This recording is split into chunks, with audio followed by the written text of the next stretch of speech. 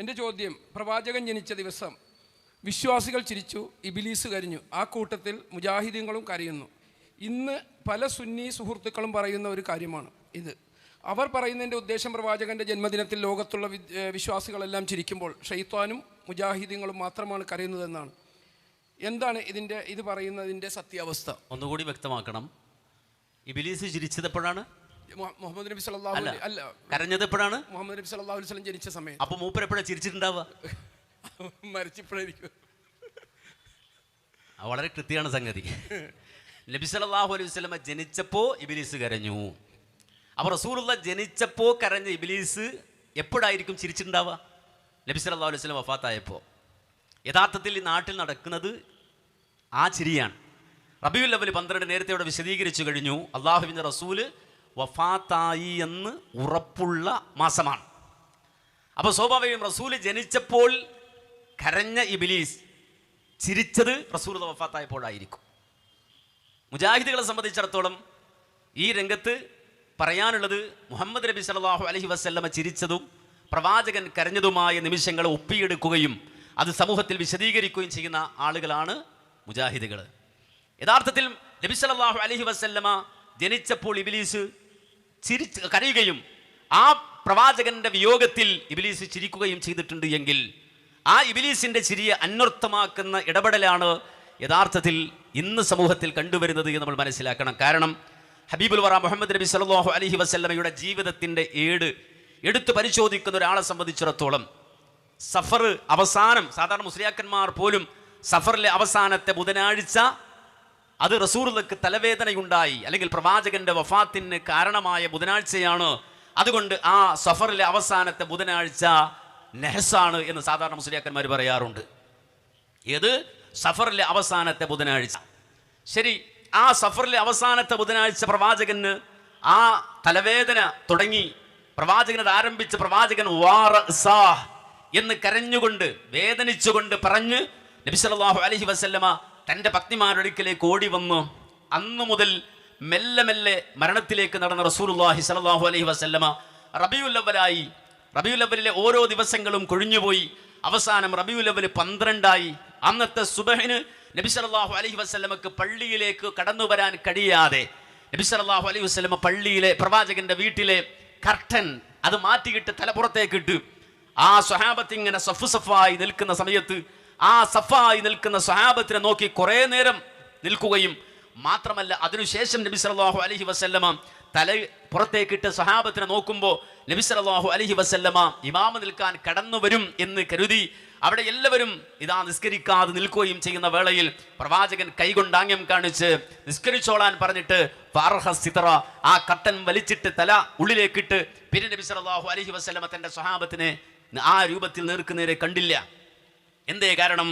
പ്രവാചകൻ ആ സുബഹി കഴിഞ്ഞ് പ്രവാചകന്റെ വീട്ടിൽ കൂടിയ ആളുകൾ, പ്രത്യേകിച്ച് ഫാത്തിമ റളിയല്ലാഹു അൻഹ അടക്കമുള്ള ആളുകളോട് നബി സല്ലല്ലാഹു അലൈഹി വസല്ലമ തന്റെ വഫാത്തിന്റെ വിഷയം പറഞ്ഞ് ഞാൻ ഈ ലോകത്ത് നിന്ന് വിട പറയുകയാണെന്ന് പറഞ്ഞു.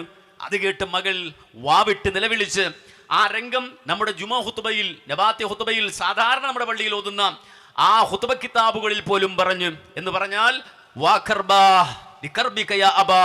ഉപ്പാ നിങ്ങൾക്ക് എന്ത് വേദനയാണ്, അത് കണ്ടിട്ട് ഈ പുന്നാരമോൾക്ക് സഹിക്കാൻ കഴിയുന്നില്ലെന്ന് ഫാത്തിമ റളിയല്ലാഹു അൻഹ പറഞ്ഞതും നബി സല്ലല്ലാഹു അലൈഹി വസല്ലമ ഫാത്തിമ ബീവിയെ അണച്ചു പിടിച്ചുകൊണ്ട് ലാ കർബ അലാ അബീകി ബഅദൽ യൗം, നിന്റെ ഉപ്പയുടെ അവസാനത്തെ വേദനയാണ് മോളെ, ഇത് കഴിഞ്ഞാൽ ഉപ്പക്ക് വേദനയില്ലെന്ന് മകളെ ആശ്വസിപ്പിച്ചതും ഞാൻ മരിച്ചാൽ ആദ്യമായി എന്നിലേക്ക് വന്നു ചേരുന്നത് മോളെ നീയായിരിക്കുമെന്ന് നബി സല്ലല്ലാഹു അലൈഹി വസല്ലമ സ്വന്തം മകളോട് പറഞ്ഞതും ഹസനും ഹുസൈനും അവിടെ നിന്ന് കരഞ്ഞതും അവസാനം ഏതാണ്ട് ദുഹയുടെ സമയമായപ്പോൾ റബീഉൽ അവ്വൽ 12 സല്ലല്ലാഹു അലൈഹി വസല്ലമ ഏതാണ്ട് ദുഹയുടെ സമയമായപ്പോൾ ആയിഷ ബീവിയുടെ മാറിടത്തിലേക്ക് ചാഞ്ഞു കിടന്നുകൊണ്ട് പറഞ്ഞ വാചകം, യാ ആയിഷ മാ അജിദു അലമത്ത ആമില്ലദി അക്കൽതു ബി ഖൈബറ ഫഹാദാ അവാനു വജത്തും ഗിതാ അബ്ഹരി മിൻ ദാലിക സും.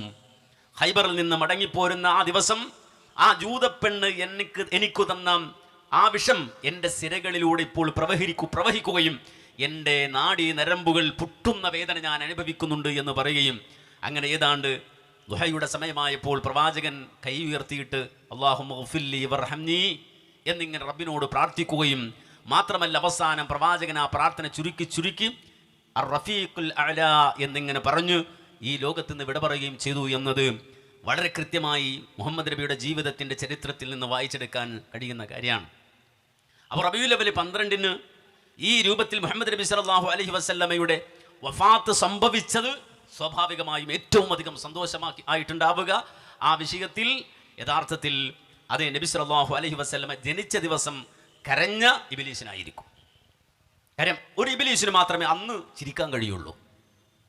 റസൂൽ വഫാത്ത എന്ന് ചിരിക്കുന്നുവെങ്കിൽ, സന്തോഷിക്കുന്നുവെങ്കിൽ അത് യഥാർത്ഥത്തിൽ പ്രവാചകന്റെ ബദ്ധവൈരിയായ, ദീനിന്റെ ബദ്ധവൈരിയായ, അതുപോലെ തന്നെ എല്ലാ നന്മകളുടെയും ബദ്ധവൈരിയായ സാക്ഷാൽ ഇബ്ലീസിനല്ലാതെ അല്ലാഹുവിൻ്റെ റസൂൽ വഫാത്തായ ദിവസം ചിരിക്കാൻ കഴിയില്ല.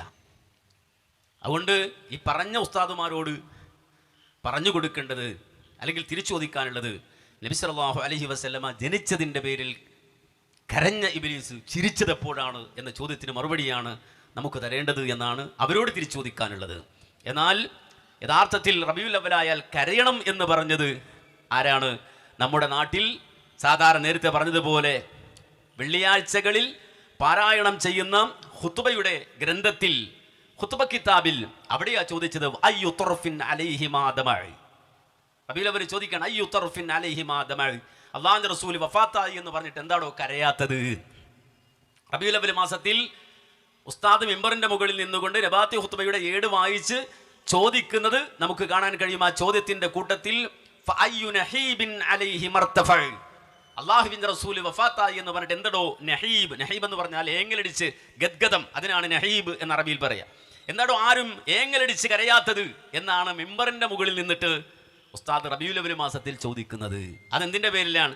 റബീഉൽ അവ്വൽ പ്രവാചകൻ മുഹമ്മദ് നബി സല്ലല്ലാഹു അലൈഹി വസല്ലം വഫാത്തായ സമയമാണ് എന്നുള്ളത് കൊണ്ടാണ് ആ ചോദ്യം മിമ്പറിന്റെ മുകളിൽ നിന്ന് പോലും ഉന്നയിക്കുന്നത്. ഇത് അവർക്ക് പറഞ്ഞു കൊടുക്കലാണ് നമ്മുടെ ബാധ്യത എന്നാണ് ഇതിനെ സംബന്ധിച്ച് സൂചിപ്പിക്കാനുള്ളത്.